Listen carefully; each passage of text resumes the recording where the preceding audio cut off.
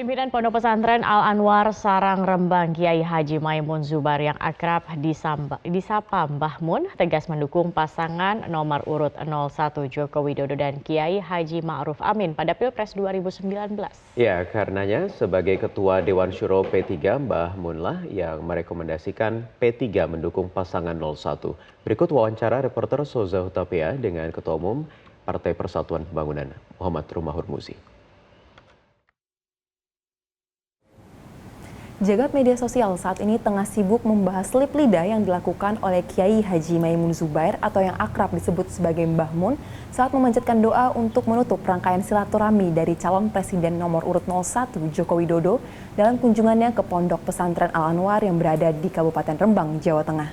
Untuk membahasnya lebih lanjut, saat ini saya sudah bersama dengan Ketua Umum P3, Muhammad Rumahur Muzi yang saat itu juga turut mendampingi Joko Widodo.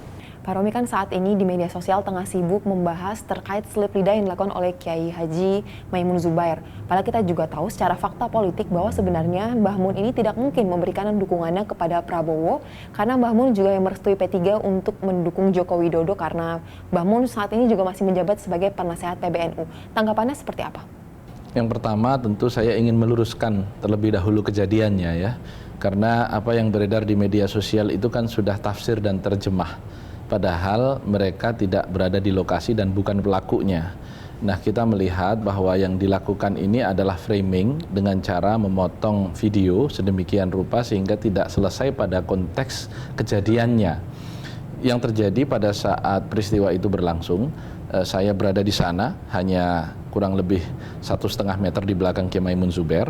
Dan waktu menjelang akhir acara, Kiai Maimun diminta menyampaikan doa dan beliau berdoa. Beliau membaca pada waktu itu, di antara isi doanya itu adalah mendoakan agar setiap bangsa Indonesia memiliki kecintaan kepada tanah airnya, ya, hubbul watan. Dan kemudian yang kedua, agar menjadikan Pak Jokowi sebagai pemimpin yang amanah. Dan yang ketiga, agar Pak Jokowi beliau sebut sebagai hadar rois, ya, pemimpin ini, maksudnya di sebelah beliau karena beliau sambil begini, hadar rois fi marratin tsaniyah, terpilih untuk kedua kalinya. Itu kira-kira bahasa Arabnya kira-kira begitu. Tetapi kemudian ketika beliau menyebut isim tasmiyah, nama, beliau menyebutnya Prabowo.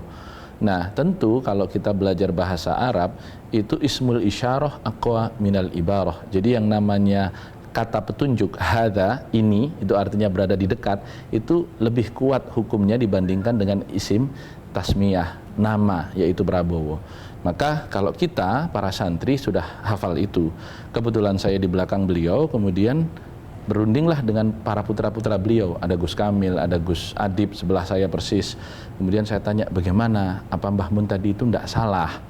Iya Gus, itu harus dilurusin. Maka kemudian sudah jenengan aja yang maju. Maka saya maju. Setelah saya maju, saya membisikkan kepada Kiai Maimun, tidak langsung menyalahkan. Saya nanya, Mbah, tadi Mbah doanya itu menyebut nama Pak Prabowo, benar apa enggak? Oh enggak, mic-nya tolong diambil. Maka saya mengambil mic. Setelah saya mengambil mic, tetapi karena mic itu diatur hidup matinya oleh protokol istana, ternyata mic sudah dimatikan. Mbah Mun tetap membaca doa dengan meralatnya. Ternyata sudah mati, maka kemudian saya mengambil kembali mic itu, Mbah, nun sewu, ini mic-nya mati. Maka kemudian Mbah Mun waktu itu tidak mau diambil. Kenapa? Karena ingin segera meralat itu. Tetapi saya tunggu beliau meralat, mic-nya mati, dan beliau menyadari bahwa mic-nya mati, kemudian dikasih lagi ke saya. Kemudian saya minta kepada protokol istana, tolong dihidupin lagi mic-nya. Baru setelah hidup saya berikan kembali ke Kiai Maimun, dan Kiai Maimun mengatakan waktu itu hadza Prabowo la Prabowo. Yang saya maksud dengan Prabowo itu bukan Prabowo. Hadar rois, hadza Jokowi, innama Jokowi Dodo. Jadi Mbah Mun jelas di situ mengatakan yang saya maksud pemimpin adalah pemimpin ini, yaitu bukan Prabowo melainkan Jokowi, melainkan Joko Widodo. Jadi sebenarnya kalau video itu dilihat utuh nggak ada persoalan. Nah, bahkan ketika setelah selesai Pak Kiai Maimun mengatakan seperti itu, beliau kemudian juga menerangkan, saya ini sudah 91 tahun umurnya, jadi kalau saya salah menyebut nama mohon dimaklumi dan mohon maaf. Yang saya maksud pemimpin pastilah siapa lagi kalau tidak pemimpin yang di dekat saya, yaitu Pak Joko Widodo. Maka semua audiens tepuk tangan. Jadi selesai sebenarnya untuk yang hadir. Problemnya ini kan dimunculkan oleh orang yang tidak hadir, sok tahu, dan kemudian selalu melakukan framing dengan mengedit video. Nah, Karenanya kemudian saya kembali ke mendampingi Kiai Maimun ke kediaman beliau. Di kediaman beliau itu kita sudah masuk waktu maghrib, terus Kiai Maimun meminta Pak Jokowi nanti sholat di kamar saya sama Romi. Mbah, kemudian kita wudhu, setelah selesai wudhu kemudian kita masuk ke kamar Kiai Maimun. Di dalam kamar Kiai Maimun sudah ada Kiai Maimun dan putranya Gus Kamil, kemudian saya dan Pak Jokowi menyusul. Kita sholat maghrib, setelah kita selesai sholat maghrib, kemudian Pak Jokowi memerintahkan lanjutkan sholat isya jamaah sama Romi. Pak Jokowi jadi imam, maka kemudian Pak Jokowi jadi imam. Jadi kemudian Mbah Mun, saya pun juga mendengarkan bagaimana Pak Jokowi mengimami sholat isya itu. Di rakaat pertama beliau membaca surat Al-Humazah, rakaat kedua beliau membaca surat Al-Quraisy. Begitu selesai salam, Kiai Maimun langsung mendoa lagi, yang lebih detail, lebih spesifik dan lebih lama dibandingkan dengan doa pada waktu acara. Dan doanya itu isinya menegaskan kembali supaya Pak Jokowi menjadi pemimpin yang amanah, supaya Indonesia ini menjadi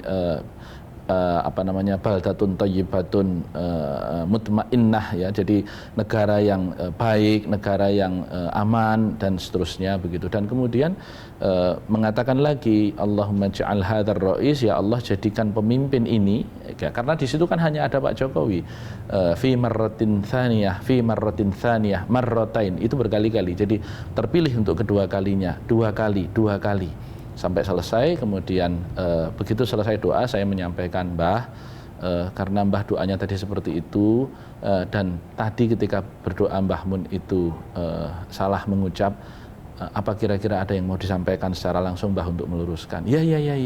Bagaimana caranya? Ya hari ini ya dengan video, Mbah.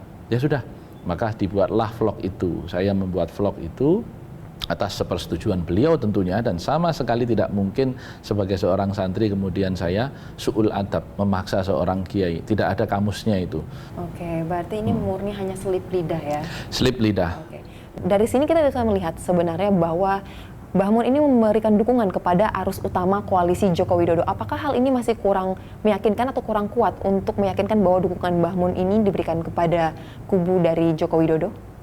Ketika kami P3 mau memutuskan, karena beliau masih Ketua Majelis Syariah DPP partai, maka kami pun berkonsultasi terlebih dahulu, Mbah, ini sudah saatnya kita harus memutuskan bagaimana petunjuk. Sudah, ikut Jokowi.